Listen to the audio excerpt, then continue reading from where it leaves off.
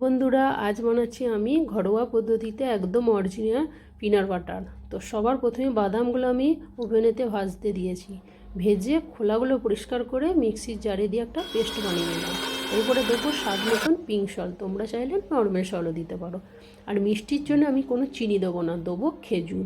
খেজুরটাও দেখো খুবই সফট এবং এখানকার অরিজিনাল খেজুর, তোমরা আশা করি দেখি বুঝতে পারছো।